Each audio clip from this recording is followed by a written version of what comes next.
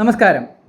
ഇന്ന് നമ്മുടെ T V തുറന്നു നോക്കിയാൽ, പത്രമാധ്യമങ്ങൾ തുറന്നു നോക്കിയാൽ, അതേപോലെ എന്തിന് സോഷ്യൽ മീഡിയ തുറന്നു നോക്കിയാൽ നമ്മുടെ അടുക്കളയിൽ പോലും പാറ്റകളെ കൊണ്ട് നിറഞ്ഞിരിക്കുകയാണ്. അതെ, CJP, cockroach Janata party.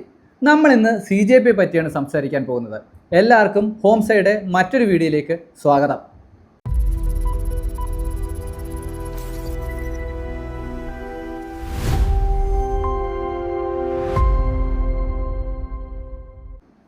CJP എന്താണ്, അവരെങ്ങനെയാണ് ഇന്ത്യയിൽ ഇപ്പോൾ ഒരാഴ്ചകൾ കൊണ്ട് വളർന്നു വന്നിരിക്കുന്നത് എന്നതിനെ പറ്റി ഒന്ന് ഡീറ്റെയിൽ ആയിട്ട് അതിൻ്റെ ഭൂമിശാസ്ത്രവും ചരിത്രവും ഞാൻ സംസാരിക്കാൻ പോകുന്നില്ല.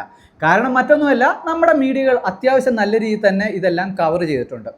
ഞാൻ ഇതിൻ്റെ മറ്റൊരു വശമാണ് അഡ്രസ്സ് ചെയ്യാൻ ഉദ്ദേശിക്കുന്നത്. കാരണം എങ്ങനെയാണ് ഈ ചുരുങ്ങിയ കാലഘട്ടം കൊണ്ട്, ചുരുങ്ങിയ ദിവസങ്ങൾ കൊണ്ട്, മണിക്കൂറുകൾ കൊണ്ട് ഇത്രയും അധികം ഫോളോവേഴ്സിനെ സോഷ്യൽ മീഡിയയിൽ അല്ലെങ്കിൽ എല്ലായിടത്തും ഈ CJPക്ക് കൊണ്ടുവരാൻ പറ്റിയത്? അതിൻ്റെ കാരണം മറ്റൊന്നുമല്ല, ഒഫൻഡഡ് ആയിട്ടുള്ള യൂത്ത്, എസ്പെഷ്യലി ജെൻസീസ്, അവരെ തന്നെയാണ് ഞാൻ ഈ വീഡിയോയിൽ അഡ്രസ്സ് ചെയ്യാൻ പോകുന്നത്. നിങ്ങൾ എപ്പോഴെങ്കിലും ഈ പല പൊളിറ്റിക്കൽ പാർട്ടിയുടെ പ്രതിഷേധങ്ങളെ കളിയാക്കിയിട്ടുണ്ടോ? ഈ കഴിഞ്ഞ ജനുവരിയിൽ നമ്മുടെ അമേരിക്കൻ പ്രസിഡന്റ് വെനസ്വേലയിൽ കയറി അവിടുത്തെ പ്രസിഡന്റ് ആയിട്ടുള്ള നിക്കോളാസ് മഡൂറോയെ പിടിച്ചുകൊണ്ടുപോയി. ആ സമയത്ത് കേരളത്തിലെ ഇടതുപക്ഷ സംഘടനകൾ അതിനെതിരെ പ്രതിഷേധം സംഘടിപ്പിച്ചിരുന്നു. അന്ന് ജെൻസീസും ബാക്കിയുള്ളവരും കളിയാക്കി എങ്ങനെയാണ്, അണ്ടിമുക്ക് ശാഖയിലെ പ്രതിഷേധങ്ങൾ ശരിയാണ്, ഇവിടെ നിന്ന് സഖാക്കന്മാരങ്ങ് ഇൻകുലാബ് വിളിച്ചാൽ അവിടെ അമേരിക്കയിൽ ട്രംപ് അങ്ങ് പേടിച്ചു പോകും. പേടിക്കും സുഹൃത്തുക്കളെ, പേടിച്ച ചരിത്രമുണ്ട്.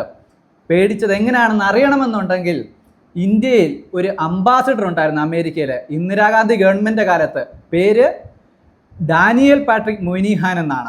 അദ്ദേഹത്തിൻ്റെ ആത്മകഥയിൽ കൃത്യമായിട്ട് പറയുന്നുണ്ട്, എ ഡേഞ്ചറസ് പ്ലേസ് എന്ന് പറയുന്നതാണ് ആത്മകഥയുടെ പേര്.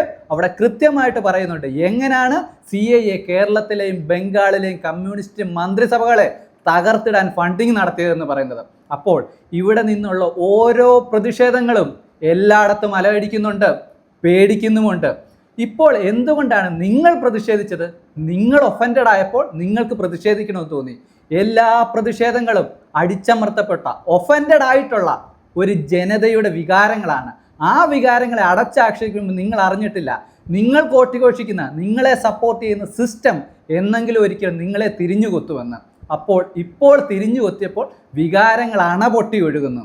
ഇനിയെങ്കിലും തിരിച്ചറിയുക, കണ്ണുകൾ തുറക്കുക, തലച്ചോറ് പണയം വെക്കാതെ സിസ്റ്റം എന്താണ് തങ്ങളോട് ചെയ്യുന്നത്, മാധ്യമങ്ങൾ എങ്ങനെയാണ് നമ്മുടെ കണ്ണുകൾ മൂടിക്കെട്ടുന്നത്, നമ്മുടെ തലച്ചോറിനെ അവരുടെ അടിമയാക്കി മാറ്റുന്നത് എന്നൊക്കെ കൃത്യമായി തിരിച്ചറിയുക. അല്ലെങ്കിൽ നാളെ ഇതിനപ്പുറവും വലിയ കളിയാക്കലുകളും ഇൻസൾട്ടുകളും നേരിടേണ്ടി വരും. പ്രതിഷേധിക്കാൻ തെരുവുകളിൽ ഇറങ്ങേണ്ടി വരും. അപ്പോൾ നിങ്ങൾക്ക് നഷ്ടമാടുന്നത് നിങ്ങളുടെ ജീവിതം തന്നെയായിരിക്കും. ഇനിയും നമ്മൾ കാണും മറ്റൊരു വീഡിയോയുമായിട്ട്. അതുവരേക്കും എല്ലാവർക്കും നന്ദി.